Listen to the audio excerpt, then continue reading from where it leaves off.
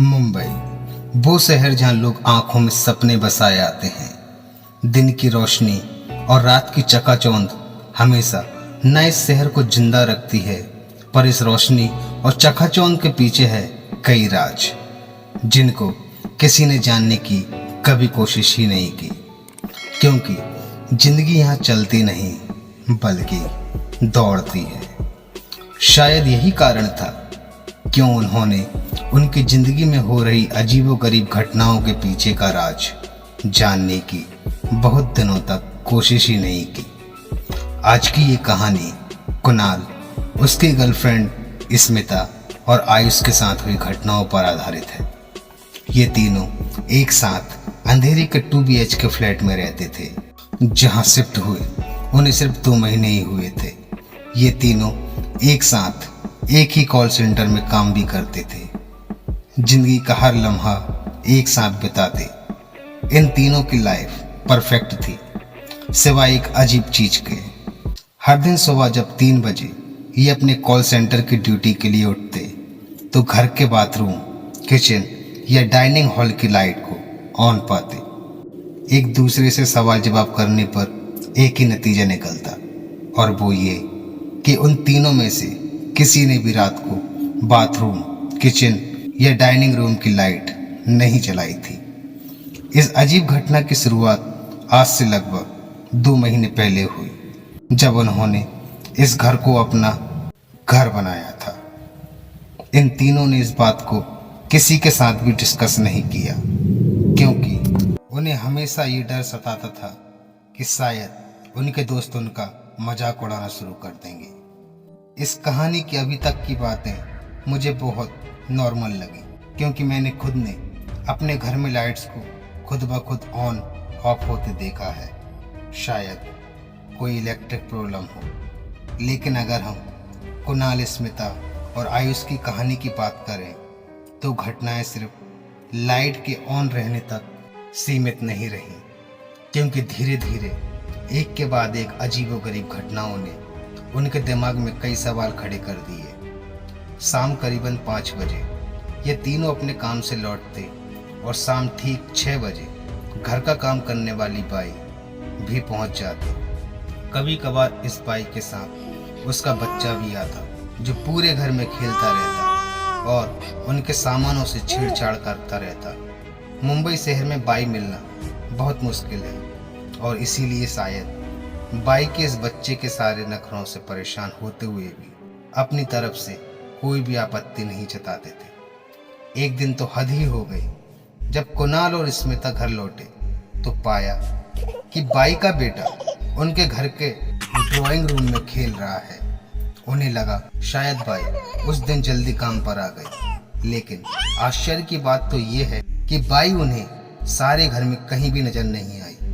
उन्हें लगा शायद उसके बच्चे को उनके घर पर खेलने के लिए छोड़कर बाई बगल वाले गुप्ता जी के यहाँ काम करने चली गई। आज कुणाल बहुत ही गुस्से में था, क्योंकि काम वाली बाई के रहते उसके बेटे का आना और उसके घर में खेलना तो ठीक था, लेकिन बाई अपने बेटे को ही उनके घर में छोड़कर किसी दूसरे के घर पे काम करने जाए, ये उन्हें मुनासिब नहीं लगा। करीबन 1 घंटे इंतजार करने के बाद कुणाल और स्मिता बगल वाले गुप्ता जी के यहाँ गए काम वाली बाई का पता लगाने। गुप्ता जी का जवाब सुन दोनों हक्के बक्के रह गए, क्योंकि गुप्ता जी के अनुसार काम वाली बाई तो आज आई ही नहीं थी। एक अजीब से कसमकस में दोनों अपने दिमाग में सवालों की लड़ी लिए वापस अपने घर की ओर लौटे, लेकिन इस बार आश्चर्य रूप से पूरे घर में वो बच्चा उन्हें कहीं भी नजर नहीं आया।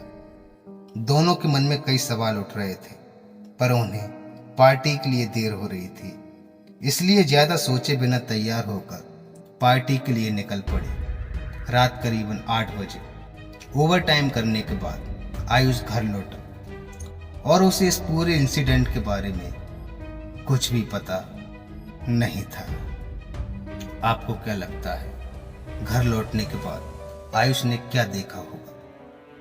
आयुष ने घर का दरवाजा खोला तो पाया कि हमेशा की तरह बाथरूम की लाइट जली हुई थी। उसने लाइट्स स्विच ऑफ करना जरूरी नहीं समझा, क्योंकि तभी उसे नहाने भी जाना था। रूम में एंटर करके आयुष ने अलमारी खोल अपना टॉवेल निकाला और बाथरूम की ओर चल पड़ा। आयुष ने जैसे ही बाथरूम का दरवाजा खोला, उसके पैरों तले जमीन खिसक चुकी थी। बाथरूम के फर्श और दीवार पर सिर्फ खून ही खून के धब्बे थे। डरे हुए आयुष ने तुरंत बाथरूम का दरवाजा बंद किया और डर के मारे वो मेन डोर की ओर भागा। अचानक उसके भागते हुए कदम एक आवाज को सुनकर रुक गए। ये आवाज आयुष के कमरे से आ रही थी। सहमे हुए कदमों से आयुष अपने रूम की ओर आगे बढ़ा और रूम का नजारा देख उसे अपनी आंखों पर विश्वास नहीं हो रहा था। आयुष ने देखा कि उसके बाइक का बच्चा उसके बिस्तर पर अपने घुटनों में मुंह को छिपाए बैठा था। आयुष ने उससे पूछा कि तुम यहाँ क्या कर रहे हो?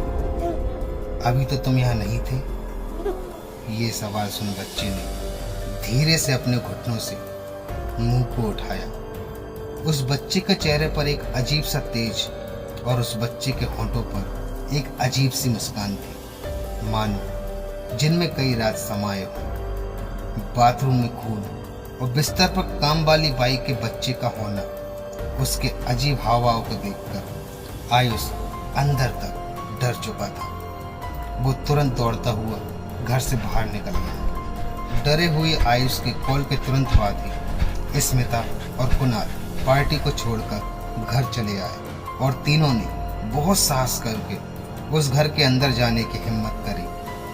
आयुष, कुणाल और स्मिता ने जैसे ही घर का दरवाजा खोला तो हमेशा की तरह लाइट्स ऑन थी। आयुष दोनों को बाथरूम की ओर ले जाता है और जैसे ही बाथरूम का दरवाजा खोला तो आश्चर्यजनक रूप से वहां पर कुछ भी नहीं था।